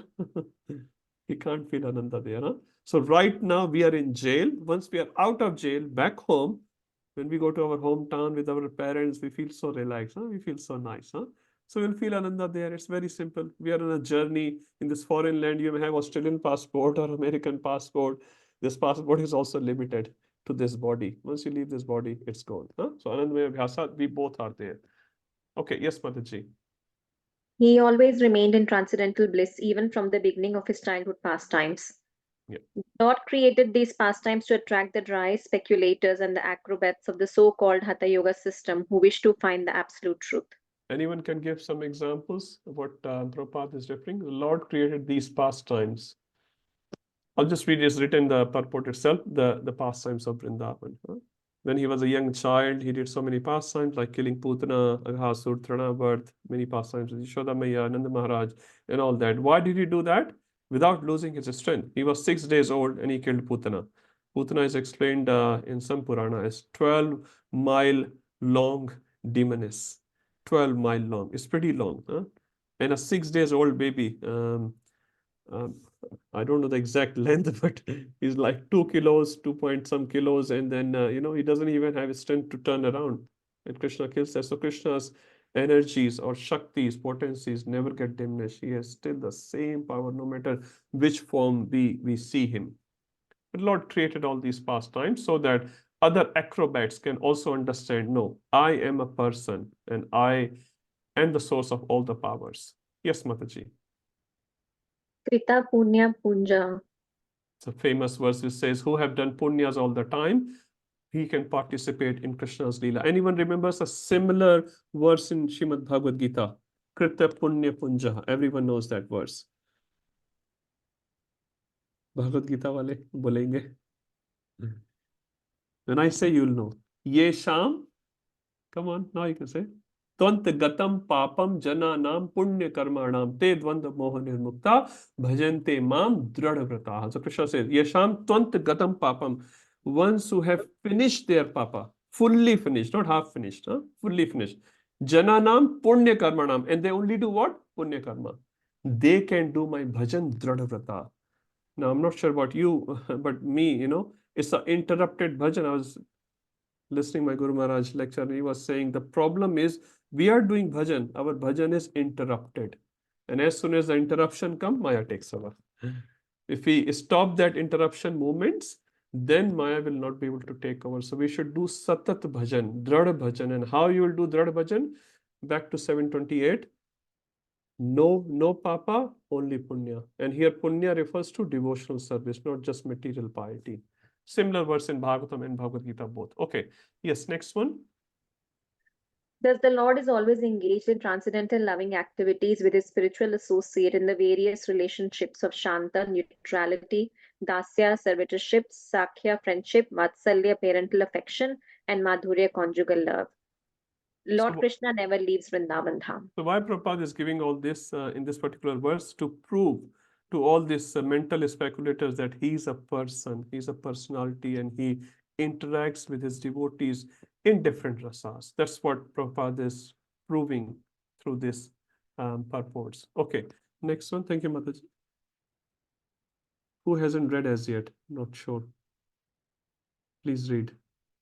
Yes, Prabhu, you have read? Good. Okay, Prabhu. From paragraph as well, Prabhu, the green one, 7. Yes, Prabhuji. Just read the yellow one, Prabhuji. It's a small one. Okay. Hiranyapatra, the dazzling covering of the Lord. So basically, the para 6, I'll read the title, Prabhuji. Go beyond analysis and impersonal realization to know Krishna. Unless you go beyond it, you cannot understand Krishna. You will only go max till that Brahma Jyoti. And that's what Prabhupada says. Removal of the Hiranyamaya Patra, the dazzling covering of Lord, is very, very important. Otherwise, you cannot fully understand Krishna. Okay, para 7, Prabhuji, you can read. 6 was very small. Sure. No knowledge of Lord's potencies give impersonal realization, and knowledge of only material potencies as exhibited by the 3 Purusha avatars give only Paramatma realization. Now, do we understand 3 Purusha avatars? Anyone? 3 Purusha avatars, not Guna avatars. There are 6 types of avatars. We're talking Purusha avatara. What are the 3 Purusha avatars? Daksha Vishnu, Sargo Daksha Vishnu, and Shiro Daksha Vishnu. Thank you. So Karanodakashai Vishnu, Garbhodakashai Vishnu, and Shirodakashai Vishnu. They're called 3 Purusha avatars because they are Purush. Narayan is Purush. He is the only Purush. So he takes different avatars in this material world to maintain the material world. Now let's read that. 3 plenary expansions are Vishnu Tattvas, collectively known as Purusha avatars. Okay, we know all that. He is Vishnu among 3 principal deities, Brahma, Vishnu, and he is Paramatma. So we understand which entity is Paramatma? Among 3 Purusha avatars, which is Paramatma? Without reading, if you can say. It's the simplest question in the world. Shirodakshaya Vishnu. Shirodakshaya Vishnu. Ramanand Sagar has helped us quite well when we were young. He's lying on the Shir Sagar. And if you want to know other 2, go to Hare Krishna temple and you'll be able to see nice pictures. Prabhupada, next to Prabhupada, there's nice pictures there. So Paramatma. So we will, if we don't read the Shastra well, we can get stuck. And that's why before coming to ISKCON, the general conception was Krishna is an avatar of Vishnu. Is it right or wrong? Someone saying yes, someone saying no. Before coming to ISKCON, I also had the same conception. Krishna comes from Vishnu, Varaha comes from Vishnu, Ram comes from Vishnu, and Ramanand Sagar also shows the same. B.R. Chopra also shows the same. Is it right or wrong? My sentence. Mohit Prabhu is hiding. Someone can answer this. Is this sentence right or wrong? It's wrong. Wrong. Okay, Mahasubh Prabhu, एक ही answer देना है. Okay, who else can say something? Rastanand Prabhuji, you are saying something. Keval one word. I need one word answer. Right or wrong? That's what I said. A or B? Wrong. Wrong. Kaveri wrong. Not Kaveri is wrong. Kaveri's answer is wrong. Charu Mataji wrong. Okay. Who else? Someone want to counter argue this wrong? Krishna is not coming from Vishnu. Right. That's wrong.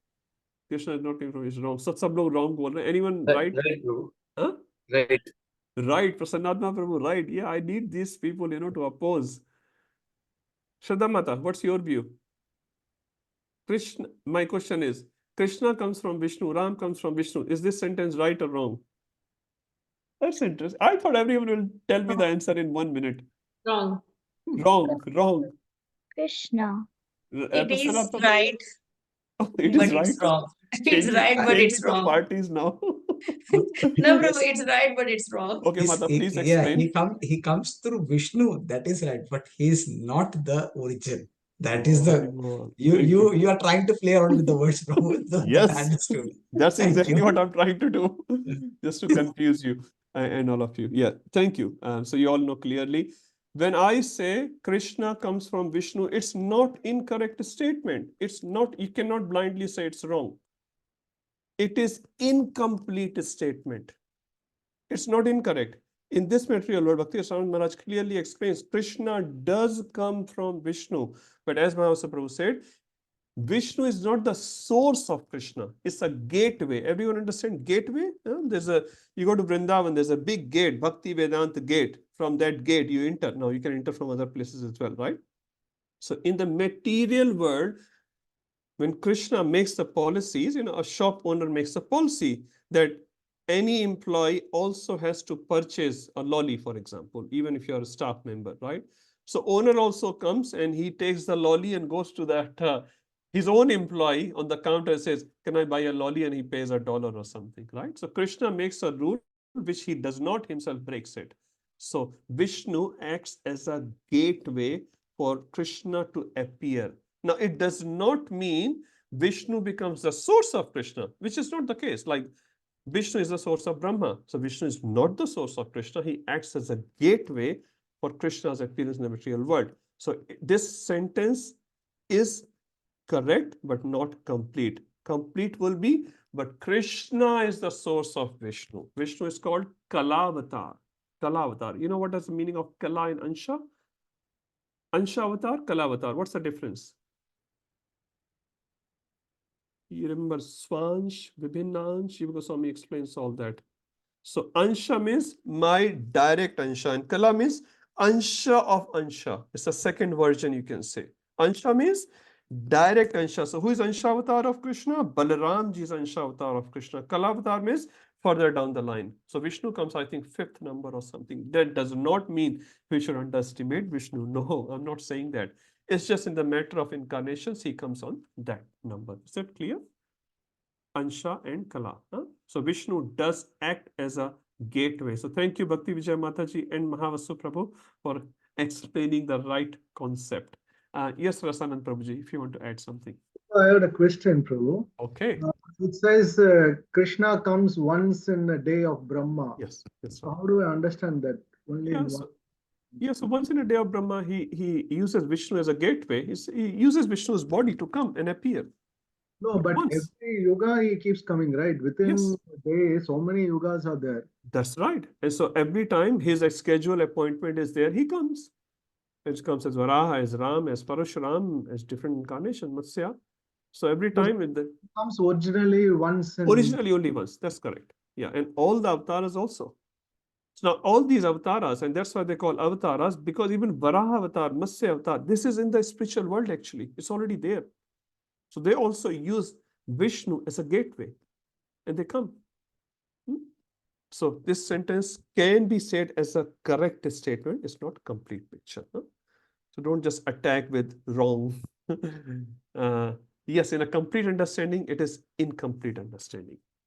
Okay, I'm also talking about Purna and Apurna. In a complete understanding, this is incomplete understanding. In the incomplete understanding, it's complete understanding. I think you get my point. Okay, let's move forward. Like Nityananda Swami.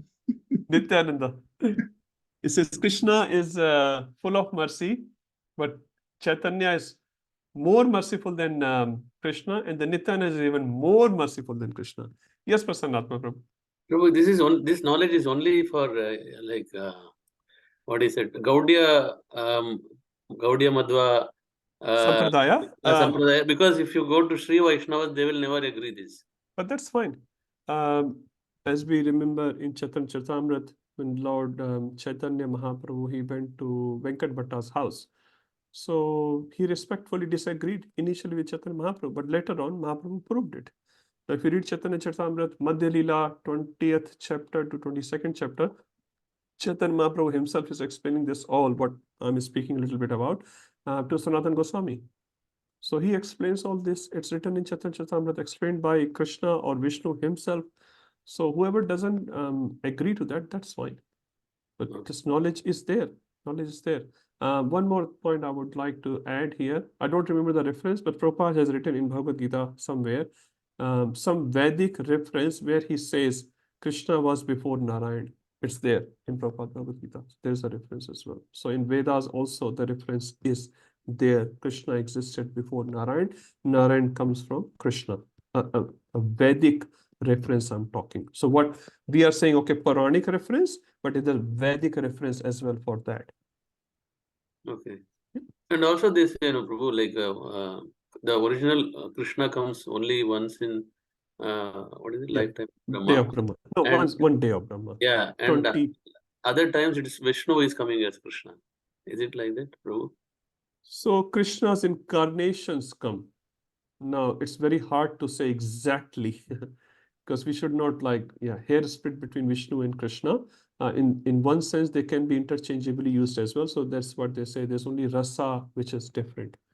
So we should not get confused with these terminologies. But when we say Krishna is a Mool Bhagavan, as Brahmaji said, he is the Mool Deepak, and Vishnu is the same Deepak with same potency, but this comes out of Krishna. The potency is not less in Vishnu and Krishna is more. No, rasa is more. Okay, bro. Okay. Okay, let's move forward. Para 8. Now Prabhupada is doing some comparison between Jiva and Krishna or Paramatma. Who hasn't read? Raghavi Mata, have you read? I may be wrong, so please tell me. I did in the first, but that's okay. I can read, Prabhu. Please, Mata. From para 8. Yes.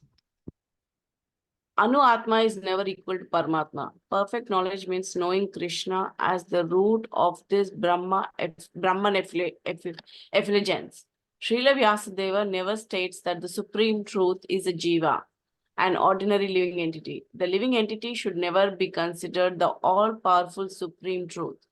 If he were the supreme, he would not need to pray to the Lord to remove his dazzling cover so that the living entity could see his real face. It's a beautiful reference, actually, which Prabhupada is giving here. So in Bhagavad Gita, we know, and there are some verses where you can say, I'm sure, Jiva and Lord is different. And this verse from Isopanishad, you can quote that Jiva and Lord is different. If Jiva and Lord was one, why Jiva will say, oh Lord, please remove the curtain? Will you say that? I want to see your face. Huh? Please remove the curtain. So Jiva, there has to be two persons, right? When one person is saying to another person, please remove your curtain so I can see your face. So it's clearly two persons. Huh? And one is praying and another one is sort of listening mode. So another one has to be higher. So this is a reference from Isopanishad which you guys can use to prove Jiva and Lord. First, they are different. And second, Jiva is always subordinate to the Lord. Lord is always superior because Jiva is praying. Arjun is praying. You cannot say Arjun and Krishna in the same. Arjun is praying, oh, Krishna, you please guide me. Arjun, teacher, has to be on the higher position. So then Krishna takes that role of the teacher and then guides Arjuna. Okay, final paragraph. Conclusion. Only Bhagwan. Maybe someone else can read. I don't know who hasn't read today. I can read. Yes, Mataji, please. I can. Okay, Okay, maybe go you ahead, should go give ahead. reference to Kaveri. Thank you, Kaveri. Conclusion. Only Bhagavan realization is complete. Thus, both Brahman and Paramatra realization of the absolute truth are partial realizations. However, when one realizes the Supreme Personality of Godhead, Sri Krishna, in full potency after the removal of Hiranyaya Patra, one realizes Vasudeva Sarvam Iti, Bhagavad Gita 7.19.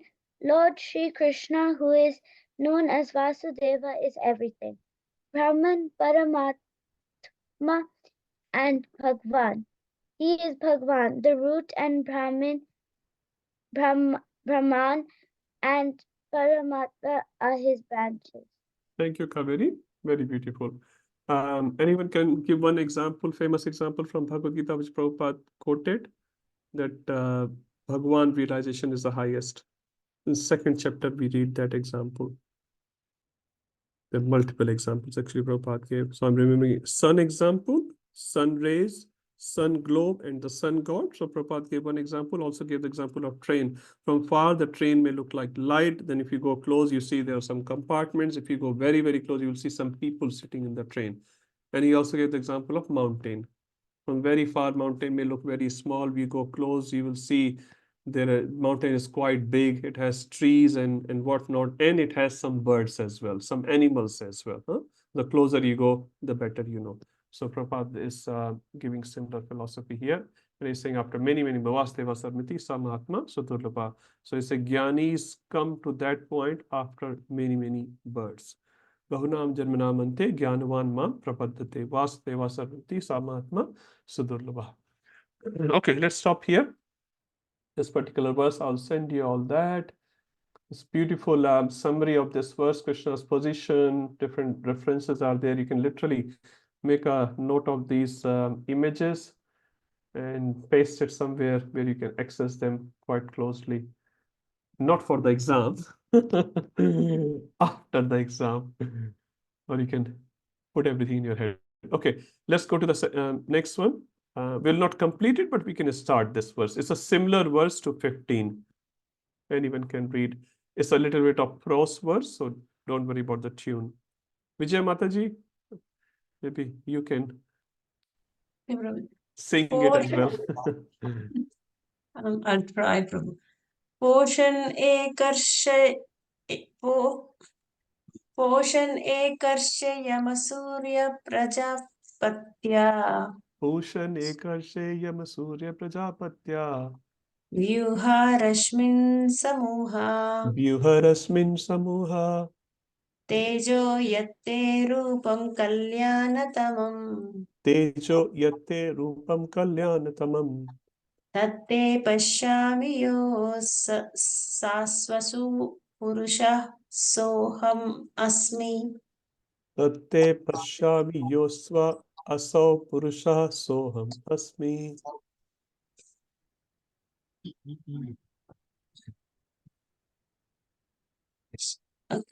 Translation. O my Lord, O primeval philosopher, maintainer of the universe, O regulating principle, destination of the pure devotees, well-wisher of the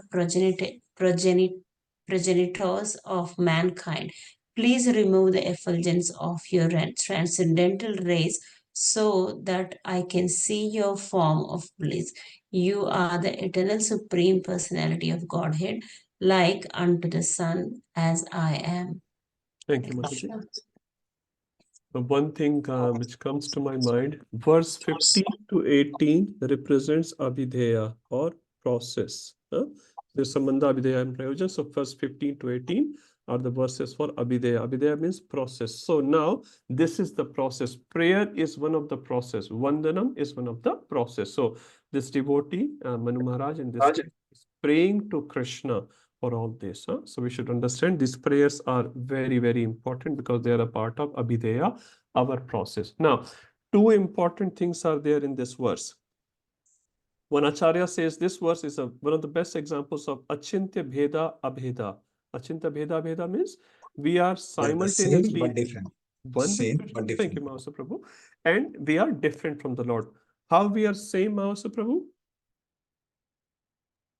We are the same in terms of quality, but not in Quality. quantity. What is the quality which we are same with? We are same in quality because of the soul, because we are part and parcel of Krishna. That's one. But what not quality? in terms No, quality of Satchitananda. Satchitananda. We are Sat, we are Chitta, we are Ananda. Sat means we are eternal, we are knowledge, conscious beings, and we are looking for Ananda, which we get in the spiritual body. So Satchitananda, from that aspect, we are one with Krishna. And we are different in terms of quantity. So we are very, very, very, very, very, very minute part and parcel of Krishna. And Krishna is like the whole ocean. We are like a drop. So two words are there, which is very important in this verse. One word is Rupam. Now, in previous verse, which word was used to refer Krishna's personality? Which word was used? Mukham. You remember? Face. Mukham. So Krishna has a face. Now, what does face has in this material world? Beauty, right? So you see step by step. So first, the Manu Maharaj is saying, show me your face. And now Manu Maharaj is saying, oh, your face is very beautiful. So now talking about Rupam, and what sort of Rupa Krishna has now. When we talk about beauty in this material world, we think, okay, eyes may be beautiful, nose may be beautiful, teeth may blah, blah, blah. But Krishna's beauty is what? Krishna also has a beautiful eyes and best eyes actually, beautiful teeth and beautiful everything. But Kalyan Tamam, his beauty is auspicious. Our beauty is auspicious? Mostly not. Is inauspicious for us and inauspicious for others. Inauspicious for us in what terms? We get very proud. If I'm beautiful, not that I am, but I'm saying if I am, I become proud, isn't it? It's inauspicious for me. And if I'm beautiful, I'm not proud. It may be inauspicious for others. Others are getting attracted. Prabhupada said that famous example of liquid beauty. Akbar or some king was attracted to this lady and said, I want to marry you. And this lady said, you please come back after 10 days and I'll marry you. And in 10 days, what she did? She took many pills so that she can vomit a lot. What do you call that? I forgot the name. Anyway, Kanika Mataji may not the best name. Anyway, some pills which you take to induce your vomiting. And she vomited so much and she stored all the vomit in some patra. And then 10 days later, when this king comes, he knocks the door. Very old lady, very ugly looking lady comes out. And this king says, oh, is that beautiful lady still there? And this lady says, yes, yes, she's still there. Come inside and meet with her. And this king cannot enter into the house. It was such a bad smell. Anyway, he somehow, because he's infatuated with the beauty of that lady, he goes in that house, he goes to that room, and what he sees there, the different patra, different ghadas are there. And such a smelly ghada. One had vomit, one had stool, one had urine, one had something else, similar substance. And Akbar said, what is this? And he said, this is the beauty. You are after this beauty. And that this has just been converted into a liquid form. So Prabhupada called that story as a liquid beauty. So our Rupa many times, if not all the times, is not auspicious. Krishna's Rupa is Kalyan Tama, very, very auspicious. Now this refers to Krishna's personality. Now another word in this verse represents Krishna's impersonal aspect. Anyone can recognize that? Very, very famous. Which word in this verse represents Krishna's impersonal feature in this verse? Soham, मैं वही हूँ. So Mayavadis love this verse from that perspective, Soham. So this verse is a combination of Krishna's personal as well as impersonal feature. Now it's 9 o'clock, I will not talk about it. Very important verse. I'm not sure, it's in your list. Anyone knows it's in the list? No, it's not. Okay, it's a bit tough one. But anyway, for our reference purpose, this is one of the best verses of Isopanishad where you can literally prove and defeat Mayavad very easily with this one verse. With this one verse. So we'll read about this verse later. Yeah. Any announcements, Sundar Gopal Prabhuji? Hare Krishna, Prabhuji. Hare Krishna. One announcement is about the class for Bhakti Shastris that's taking place tomorrow by His Grace Gopaleshwar Prabhuji. So that will be on Zoom. So if anybody is interested, I'll forward. Okay. I'll just add a context there. This class is, when you say Bhakti Shastri, not for our batch, for another batch, Mathura Gokal Mataji's batch. She has organized a class. So it's not mandatory. It's completely optional if you want to attend. And the topic is first 6 chapters summary of Bhagavad Gita by His Grace Gopaleshwar Prabhu. So tomorrow he will take. We'll send you the Zoom details. So if you want to attend, first 6 chapters summary of Bhagavad Gita, that's what Prabhu will cover. So yeah, you're most welcome to attend. Yes, Prabhuji, I'm Sundar Gopal Prabhu. Yeah, so that's from 7 to 9. So we'll send the details. Yes. Yes, so same time tomorrow, Prabhuji will speak, and it will be recorded. If you miss out, we'll send you the recording later as well. Huh? Just one, yeah. The class that His Holiness Bhanu Maharaj took, yes, that was recorded as well, right? I think so. I think it was recorded. We don't have the recording. You haven't Can you received. remind me? I'll get it. Okay. Mataji will have, because she was recording, and tomorrow's class also. So we'll get the recording. We'll send the link. Huh? Okay. One quick thing. So now there are 18 verses in Isopanishad. So there are three verses to go. So we'll cover those 3 verses, 2.5 verses next week. And the following, let me look at the dates very quickly. So 8th, we will cover all the verses of Isopanishad. 15th, we'll do a revision. And as Ujjwala Mataji requested, we'll do all the short question answer in the beginning of the class. We'll do all the 15, 16 questions, whatever it is. And then we'll cover all the 18 verses and invocation, introduction of the Isopanishad in that class. So that will be a good summary class. And then 19th, we'll have the exam, 2 to 4, exactly same format as we have done in the past in the temple. And if you have any questions offline, you can please message me and we'll schedule a time. 2 hours exam, Prabhu? 2-hour exam, same thing, Prabhuji. Yeah. So same pattern, similar short answers which you have to write as you have written in 3 modules. Same thing. And then you have to recite the shlokas, which we have done in the past. Exactly same pattern as Bhagavad Gita. So 19th of May in temple, 2 to 4. Okay. Okay, thank you everyone. Srila Prabhupada ki jai, Srila Isopanishad jai, Gaur Premanande.